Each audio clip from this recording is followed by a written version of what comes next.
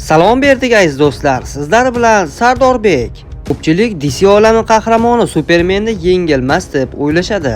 Ammo agar uning qarshisiga nafaqat kuchli, balki butun umri jang maydonlarida o'tgan, rahm shafqat nimaligini bilmaydigan Viltrumidlar imperatori Trak chiqib qolsa nima bo'ladi?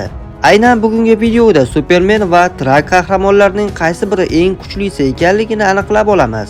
Shunday ekan videoga bitta like bosib ekran oldiga yaxshilab joylashib oling. Biz esa boshladik.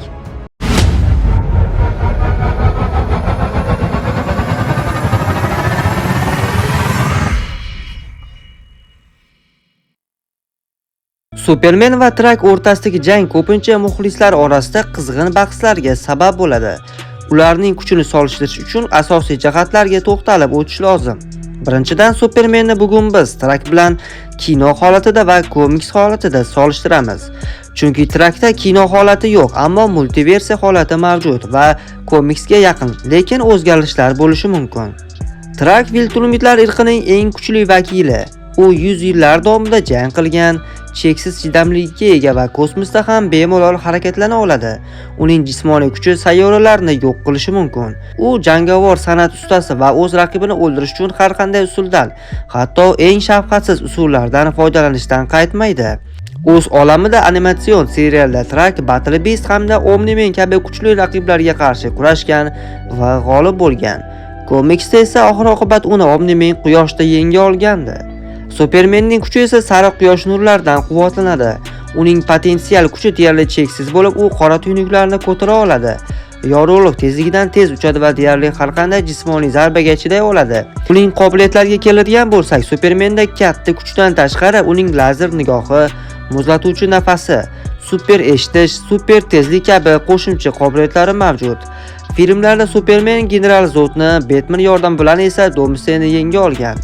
Komiksda esa Superman filmdagi kuchidan bir necha barobar ustun bo'lgan. Supermanning yagona zaif nuqtasi bu kriptonit toshi hisoblanadi. Trakning zaif nuqtasi esa baland chastotali ovozlar bo'lib, bu odatda barcha Viltrumidlarga yomon ta'sir qiladi. Agar faqat jismoniy kuch va shafqatsizlik hisobga olinsa, Trak juda xavfli raqib bo'lishi mumkin. U qoidasiz va o'ta shafqatsiz jang qiladi. Biroq Supermanning yuqori darajadagi versiyalari, masalan, DC komiksdagi asosiy Superman Trakdan jismonan kuchliroq bo'lishi mumkin. Superman shunchaki jismoniy kuch bilan emas, balki lazer nigohi va boshqa super qobiliyatlari bilan jangni masofadan turib ham hal qila oladi. Trakda Supermanni to'xtata oladigan sehrli kuch yoki kriptonit yo'q. Bu esa uning imkoniyatlarini cheklashi mumkin. Darvoqe, jang maydonida koinotda bo'lsa, Superman quyoshdan kuch olib yanada kuchayishi mumkin. Ammo Trak ham quyosh sirtida bir necha daqiqa turib berishga qodir. Lekin Trak juda hiylakor va bu orqali Supermanni boshqa zaif joyidan, ya'ni ko'ngilchaligidan foydalanishi va odamlarni garovga olib Supermanni mag'lub bo'lishga majbur qilishi mumkin. Umumiy qaraganda kino versiyada Supermanga qarshi Trak yaxshiroq imkoniyatga ega bo'ladi.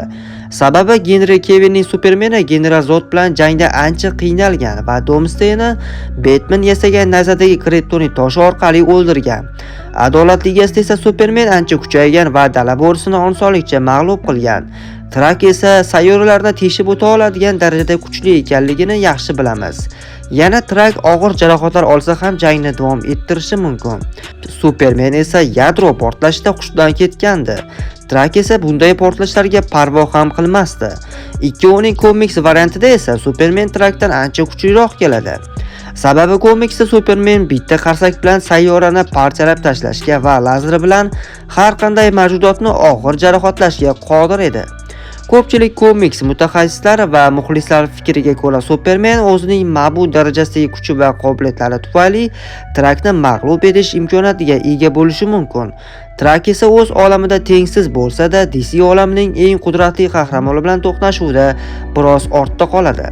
Xulosa qiladigan bo'lsak, ikkovlari o'z olamining eng kuchli qahramonlaridan birlari hisoblanishadi.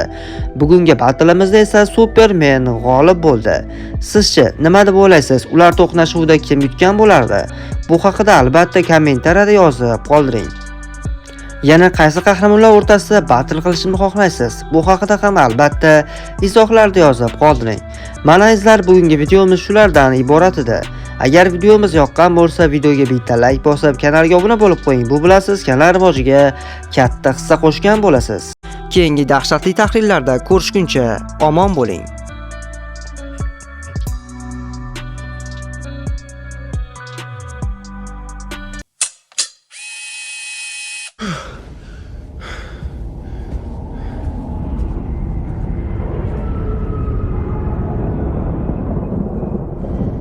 Who was that? I can sense his power.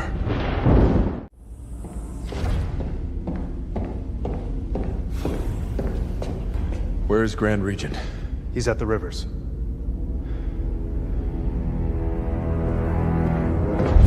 What is wrong, Kal-El?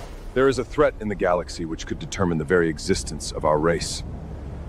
I suggest we prepare for the worst. We are in the endgame now. Have you located the Empire? No, my Lear. It will take some time. Return to me again empty-handed, and I will fill the storeways in your blood.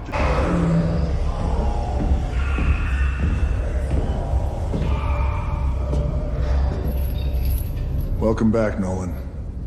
It's been a long time.